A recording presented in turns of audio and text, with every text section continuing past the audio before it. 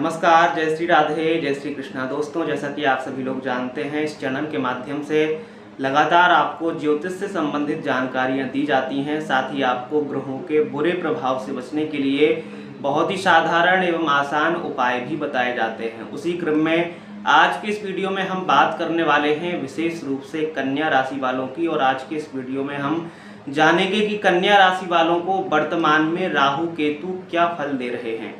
यानी वर्तमान में जो राहु केतु का गोचर चल रहा है कुंभ राशि में, वो कन्या राशि वालों के लिए कैसा है, कितना नेगेटिव है, कितना पॉजिटिव है, कहां पर उतार चढ़ाव के सामना आपको करना पड़ेगा और कहां पर राहु केतु आपको अच्छा भी फल देंगे। तो इन सब बातों पर आज की इस वीडियो में हम विचार करेंगे।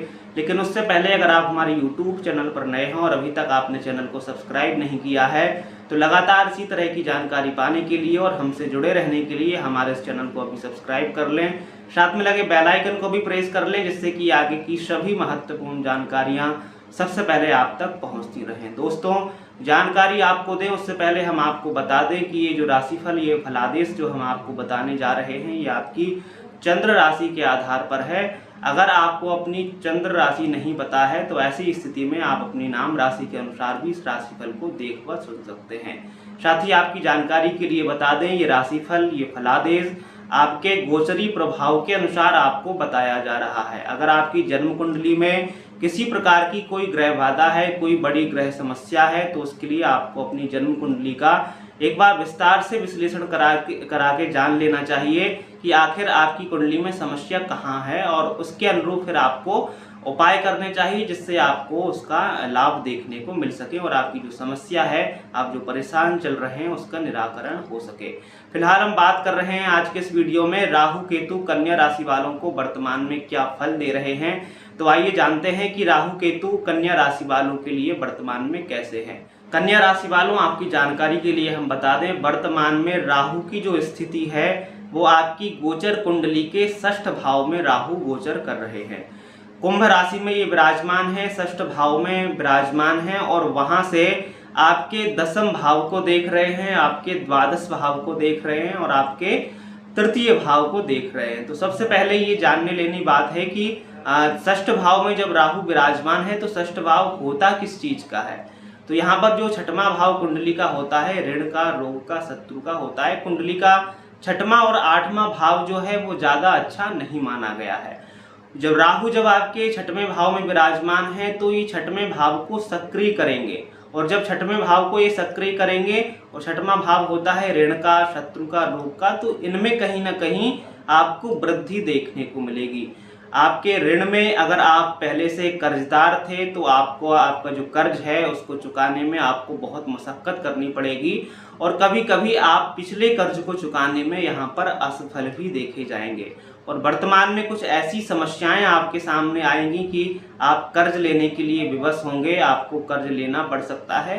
तो यहाँ पर कर्ज से संबंधित समस्याएं आपके सामने आ सकती हैं। वहीं पर ऋण, रोग दूसरा जो है वो रोग का है, तो आपको आपकी जो हेल्थ है, आपके जो स्वास्थ्य के संबंध में आपका जो धन है वो खर्च हो सकता है। वहीं आपके जो परिवार के सदस्य हैं, सगे संबंधी हैं, उनके स्वास्थ्य को लेकर आप चिंतित रह सकते हैं। आपका जो धन है वो अस्पताल के चक्कर लगाने में खर्च हो सकता है। तो इस तरह से स्वास्थ्य समस्याएं भी आपको कहीं ना कहीं घेर सकती हैं, इसके चलते आप तनाव में रह सकते हैं। वहीं आपके जो गुप्त शत्रु हैं, जो गुप्त शत्रु या फिर आपके सामने जो शत्रु है, दोनों तरह की हम बात कर लें, तो आपके जो गुप्त शत्रु हैं उनसे भी आपको बचकर रहना है। आपके खिलाफ जो पॉलिटिक्स करते हैं और आपको नहीं पता है कि ये हमारे वास्तविक रूप से शत्रु हैं, आपके सामने वो अच्छे दिखते हैं लेकिन बशर्ते वो आपके खिलाफ होते हैं पीठ पीछे। तो ऐसे शत्रुओं से भी आपको बचकर रहना चाहिए। और उजागर जो शत्रु हैं वो तो आप जानते ही हैं, तो उनसे भी यहाँ पर आपको बचकर रहना चाहिए। और नई शत्रुता आपकी ना बने, नई दुश्मनी आपकी किसी से ना हो, इस पर भी आपको विशेष रूप से ध्यान रखना चाहिए, राहु जब तक आपके छठवें भाव में विराजमान है। कन्या राशि वालों, वहीं राहु की दृष्टि आपके दसम भाव पर ही है, यानी आपके कार्य क्षेत्र पर भी है। तो यहाँ पर कार्य क्षेत्र में भी आपके खिलाफ कहीं ना कहीं पॉलिटिक्स आप देखेंगे। आपके साथ जो सहकर्मी हैं या फिर आपके जो सीनियर्स हैं कहीं ना कहीं आपके खिलाफ षड्यंत्र करते हुए देखे जाएंगे। कभी तो आपको उसका पता चलेगा और कभी आपको उसका पता नहीं भी चलेगा, लेकिन आपके खिलाफ पॉलिटिक्स हो रही होगी, आपके खिलाफ राजनीति हो रही होगी।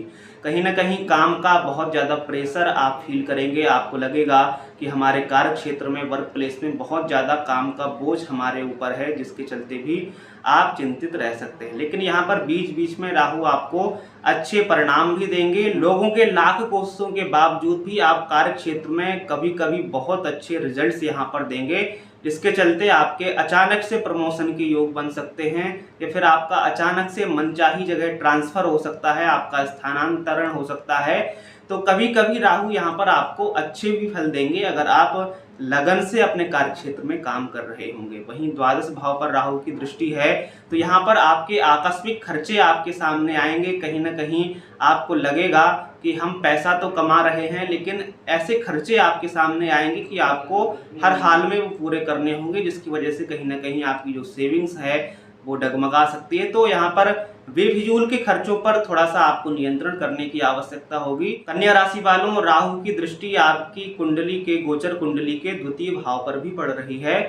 तो यहाँ पर आपके कुछ पैतृक संपत्ति के विवाह में उलझने आ सकती हैं, उसके बंटवारे में कुछ समस्याएं खड़ी हो सकती हैं, जिसके चलते परिवार के साथ कुछ विवादास्पद स्थितियां भी बन सकती हैं। तो पैतृक संपत्ति के जो विवाद हैं या तो वो उलझेंगे या फिर कहीं ना कहीं उलझकर सुलझेंगे। तो ऐसी स्थितियां आपके सामने आ सकती हैं। पैतृक संपत्ति के मामले में कुछ धन भी यहाँ पर आपको प्राप्त हो सकता है, लेकिन कुछ विवाद जैसी स्थितियां भी यहाँ पर आपके सामने खड़ी हो सकती हैं। वहीं आपको अपनी वाणी पर थोड़ा सा संयम करके रखना होगा। आपकी वाणी के चलते आपके रिश्ते खराब हो सकते हैं।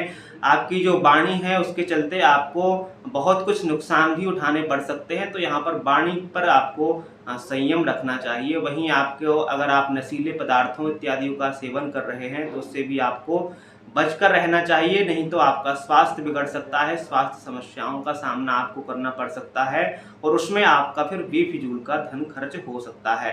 तो नशीले पदार्थों की लत से, उसके सेवन से आपको परहेज करना चाहिए और अपने स्वास्थ्य का इस दौरान विशेष रूप से ध्यान रखना चाहिए। कन्या राशि वालों, वहीं अभी तक हम चर्चा कर रहे थे राहु के गोचर के फलादेश के बारे में कि राहु आपको क्या फल देंगे। अब बात कर लेते हैं केतु के विषय में। चूंकि यहाँ पर राहु और केतु दोनों ग्रहों का हम फलादेश कर रहे हैं, तो केतु आपके द्वादश भाव में बैठे हुए हैं, यानी 12वें भाव में आपकी गोचर कुंडली के केतु विराजमान हैं। तो ऐसी स्थिति में कुछ समस्याएं आपके सामने आ सकती, नकारात्मक विचार आपके दिलो दिमाग में आएंगे, या फिर नींद की कमी होगी। आप जब सोएंगे तो कुछ डरावने सपने, कुछ अनहोनी की शंकाएं आपके दिलो दिमाग में चलेंगी, जिसकी वजह से आप मानसिक रूप से थोड़ा प्रेशर में रह सकते हैं, तनाव में रह सकते हैं। और यहाँ पर आपको, फिर से हम कहते हैं, वाणी पर यहाँ पर आपको अपना नियंत्रण करके चलना होगा, क्योंकि वाणी के चलते कहीं ना कहीं आपके जो सगे संबंधी हैं, घर परिवार के जो सदस्य हैं, उनके साथ मतमुटाव की स्थिति बनेगी। और ये स्थिति जब बनेगी तब आपके लिए एक मानसिक रूप से प्रताड़ित करने वाली स्थिति होगी। आप परेशान रहेंगे और अपने अंदर की बातें आप लोगों तक शेयर नहीं कर पाएंगे, जिसकी वजह से भी आपके मन मस्तिष्क में नकारात्मक विचार आएंगे, आप चिड़चिड़े हो जाएंगे। तो ऐसी स्थिति से कहीं ना कहीं आपको बचकर रहना चाहिए। केतु की इस स्थिति में आपको अकेले रहना पसंद होगा। आप लोगों से बातचीत कम करना पसंद करेंगे, अकेले रहना पसंद करेंगे, और कहीं ना कहीं देखा जाए तो एक तरह से ये आपके लिए घातक भी साबित हो सकता है। आप डिप्रेशन में जा सकते हैं, या फिर आपका स्वभाव काफ़ी हद तक चिड़चिड़ा हो सकता है। तो ऐसी स्थिति में आपको थोड़ा सा अपने स्वभाव में परिवर्तन लाने की आवश्यकता होगी। वहीं आपके खर्चों में भी वृद्धि के संकेत देखे जा रहे हैं। आर्थिक रूप से आप प्रताड़ित रह सकते हैं, खर्चे आपके कुछ ज़्यादा रह सकते हैं, उस हिसाब से आमदनी आपकी नहीं देखी जाएगी। तब आप मानसिक रूप से थोड़ा तनाव में रहेंगे कि इतने खर्चे सामने हैं और उतनी अच्छी आमदनी नहीं है। हालांकि बीच बीच में आर्थिक स्थितियां आपकी सुधरेंगी और आप वर्तमान स्थिति को काबू में कर पाएंगे, लेकिन कभी कभी ऐसी समस्याएं आपके सामने आ जाएंगी जब आप थोड़ी उलझन में पड़ जाएंगे। वहीं केतु की ऐसी स्थिति में कोई बड़ी जिम्मेदारी भी आपको मिल सकती है। केतु आपको कोई बड़ी जिम्मेदारी, या फिर आपके कार्य क्षेत्र में, आपके घर परिवार में कोई बड़ी जिम्मेदारी, बड़े कार्य का निर्वहन अभी तक जो आप नहीं कर रहे थे, वो बड़ी जिम्मेदारी आपके सामने आ सकती है।